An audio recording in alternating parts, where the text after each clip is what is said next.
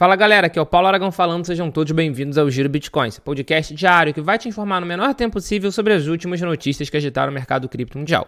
Para começar o episódio de hoje, quarta-feira, dia 7 de maio de 2025, cada unidade do Bitcoin está ali na ordem dos 97.300 dólares americanos, com uma alta considerável nas últimas 24 horas de aproximadamente 3,45%.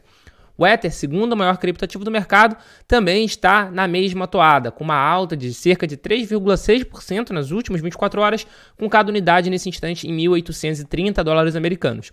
A gente tem visto as principais criptomoedas reagindo positivamente. Então a gente consegue ver a XRP com uma alta superior a 2%, BNB com 1,7%, Solana com 3,4%, Dogecoin com uma alta superior a 4%, assim como a Cardano. Então as principais criptomoedas estão reagindo positivamente. E reagindo ao quê?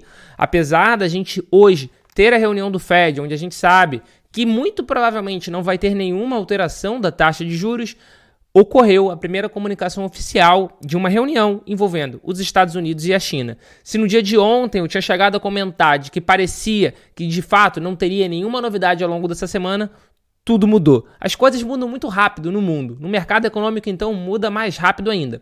E no dia de ontem aconteceu a comunicação oficial de que vai acontecer uma reunião entre os Estados Unidos e a China com o objetivo de tratar sobre a trade war, sobre essa guerra tarifária que está em andamento. Muito se fala que o objetivo não é chegar a um acordo já nessa primeira reunião, mas sim primeiro abaixar as tensões para depois chegar num acordo. Mas só de abaixar a tensão a gente já consegue ver que o mercado naturalmente já está mais otimista. Se a gente olhar o mercado acionário americano, a gente vê que o S&P 500 está com uma alta superior de 0,4%, a Nasdaq de 0,38% e a Dow Jones uma alta superior a 0,5%. Então é natural que isso tivesse também um reflexo positivo nas criptomoedas. E o que a gente tem visto, principalmente no Bitcoin, durante essa crise da trade war? O Bitcoin tem sofrido menos do que grande parte das estoques dos Estados Unidos e quando se recupera mais rápido. Ou seja, tem se mostrado um ativo extremamente resiliente, com uma performance muito superior, por exemplo, às crises anteriores que o Bitcoin presenciou, como a crise da Covid, como o dia do Corona Crash, que é quando a pandemia mundial da Covid-19 foi declarada. Então a gente tem visto o Bitcoin amadurecendo, se tornando um ativo cada vez mais resiliente. E essa mudança de sentimento, essa mudança de direção do vento, a gente espera conseguir ver hoje também nos ETFs de Bitcoin Spot. Por quê? Porque no dia de ontem, que nem a gente tinha comentado que era a maior probabilidade, a gente teve de fato outflow, a gente teve de fato saída no ETF de BTC Spot. Foi uma saída total de 1.036 unidades de BTC. De qualquer maneira, se a gente olhar analiticamente todos os ETFs, a gente vai ver que o único que teve uma entrada ainda foi o ETF da BlackRock, que teve um inflow de 379 BTC. E com isso, o ETF de Bitcoin da BlackRock registrou o 16º dia consecutivo de entrada. É um número bastante interessante, um número bastante simbólico e que demonstra claramente a força tanto do Bitcoin quanto a força da BlackRock, porque, afinal de contas, todos esses produtos estão disponíveis para todos os investidores que investem no mercado americano e alguns outros, inclusive, têm taxas de administração mais competitivas do que o da BlackRock. Mas, de qualquer forma, é o da BlackRock que continua crescendo, que continua acumulando e, pelo 16º dia consecutivo, registrou entrada. Algo que não aconteceu no ETF do Ether no dia de ontem. O ETF do Ether, Spot do mercado americano, ao todo ele teve uma saída de 9.838 unidades de ETH, o que em dólar americano dá cerca de 17,9 milhões. E o único que registrou saída, ou qualquer movimentação, foi o da Fidelity. Os outros todos não tiveram nem inflow, nem outflow. Dando continuidade ao episódio de hoje, e agora falando sobre a questão de reserva estratégica de Bitcoin.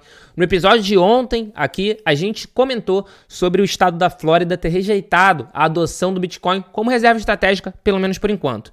Isso poucos dias depois do Arizona, da governadora do Arizona, também ter vetado completamente a adoção do Bitcoin como reserva estratégica em um projeto de lei que já tinha sido aprovado por todo o legislativo. E no dia de ontem, a governadora do estado de New Hampshire sancionou um projeto de lei, que agora se torna lei, adotando o Bitcoin como reserva estratégica do estado. Ou seja, New Hampshire é o primeiro estado americano, é o primeiro estado dos Estados Unidos a instituir oficialmente uma reserva estratégica de Bitcoin.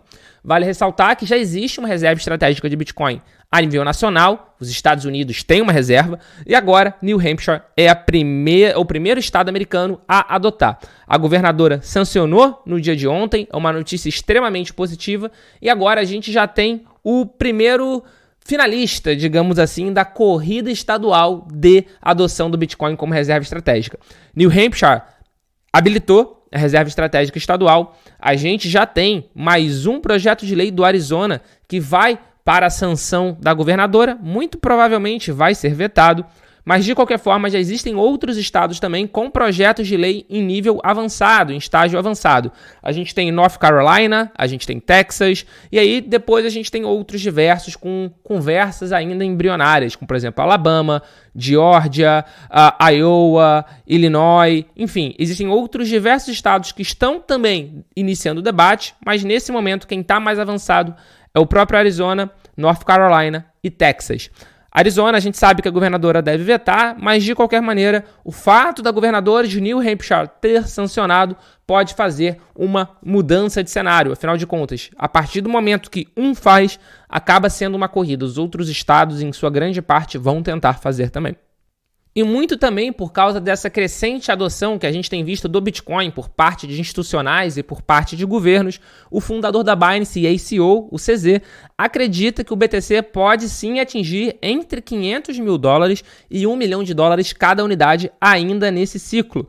Um dos argumentos dele é justamente essa adoção institucional, o aumento de acumulação por governos e por uma política pró-cripto nos Estados Unidos. Abre aspas. Tem os ETFs, tem essa institucionalização do Bitcoin, é algo positivo em termos de movimento de preço, obviamente. Nossas carteiras estão valorizando. Não tanto as altcoins, mas pelo menos o Bitcoin está. E isso, sem sombra de dúvida, é uma verdade. A gente tem visto acontecendo um descolamento entre o preço do BTC e das principais altcoins, das outras criptomoedas de uma forma geral. Se a gente olhar ao longo dos últimos 12 meses, por exemplo, poucas foram as altcoins que conseguiram outperformar, que conseguiram ter uma performance de preço melhor do que o Bitcoin.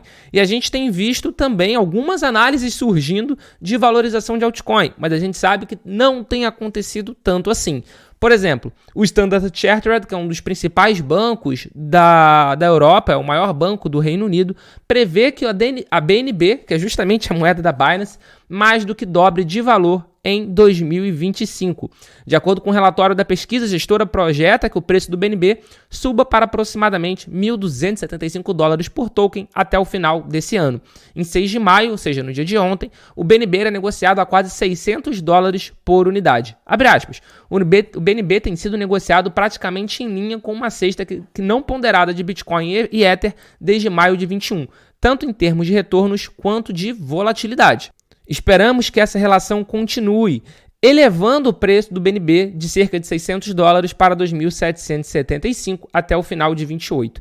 Ou seja, o que ele acredita, na verdade, que eles estão falando, é que se o BNB continuar segurando essa proporção de preço em relação ao BTC e ao Ether, ele pode chegar nesse valor.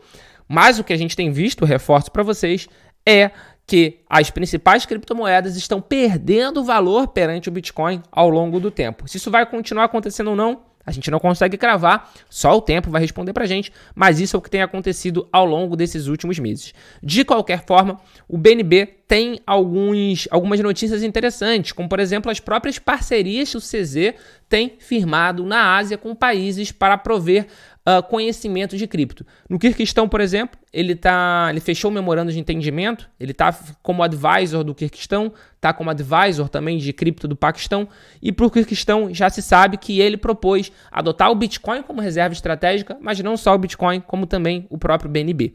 Então, são notícias positivas, mas que se isso vai ter alguma relação, algum impacto significante no preço ao longo do tempo ou não, a gente não sabe. De qualquer forma, o maior banco de UK aí está prevendo que BNB vai dobrar de valor ainda nesse ano de 25.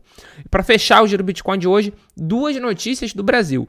O Fernando Haddad, ministro da Fazenda, garantiu que, abre aspas, Drex não terá imposto e não vai permitir monitorar a população, fecha aspas.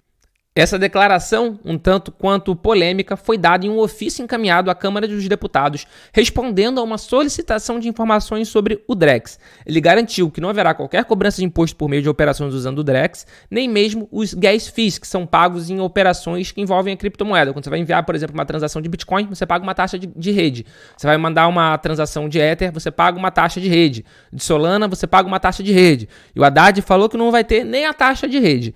E além disso, ele garantiu também que não vai ser possível o órgão, o Brasil ou alguém controlar as operações do Drex.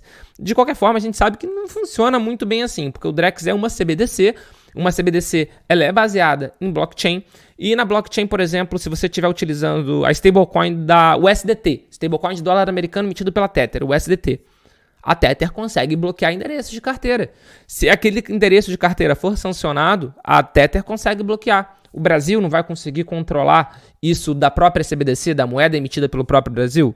Parece uma declaração muito estranha e parece ser uma declaração feita apenas para acalmar a Câmara dos Deputados através desse ofício. Mas, de qualquer maneira, quem conhece um pouco mais de cripto, quem sabe um pouco mais de CBDC, sabe que essa declaração pode ter alguns pontos de falha, porque afinal de contas, de novo, se for uma CBDC, se for uma moeda baseada em blockchain, é plenamente possível sim fazer o bloqueio. Afinal de contas, não vai ser descentralizado, vai ser algo centralizado e eles vão conseguir sim saber que endereço é de que pessoa. Então, acabaria permitindo sim monitorar a população. De qualquer forma, vamos ver, atualmente a gente já tem uma bancada anti-Drex na Câmara dos Deputados e os debates ainda estão se intensificando bastante nessa direção. E para fechar o Giro Bitcoin de hoje, uma última notícia rapidinho. O Roberto Campos Neto, ex-presidente do Banco Central Brasileiro, será vice-presidente e chefe global do Nubank. Uma das ideias do Nubank é justamente acelerar essa agenda cripto. Ele já estreia no Nubank, digamos assim, como VP Global agora em julho, então vai ser algo bem rápido e provavelmente só está esperando passar o período aí de quarentena que ele tem desde que saiu da presidência do Banco Central, quando o Galípolo, indicado já pelo governo atual, assumiu. Então esse foi o Giro Bitcoin de hoje. Se você chegou até agora aqui no episódio, você já sabe. Deixa o seu like, se inscreve no canal se ainda não for inscrito. Tá escutando a gente por algum streaming de música, Spotify, Apple Podcasts, Deezer, Amazon. Muito obrigado também. Coloca aqui embaixo no comentário se a plataforma permitir de que cidade você está escutando a gente do Brasil. Se inscreve, passa a seguir o podcast, dá 5 estrelinhas, que isso ajuda muito a continuidade do nosso trabalho. Muito obrigado pela sua companhia e a gente já tem um encontro marcado aqui no nosso episódio de amanhã. Valeu!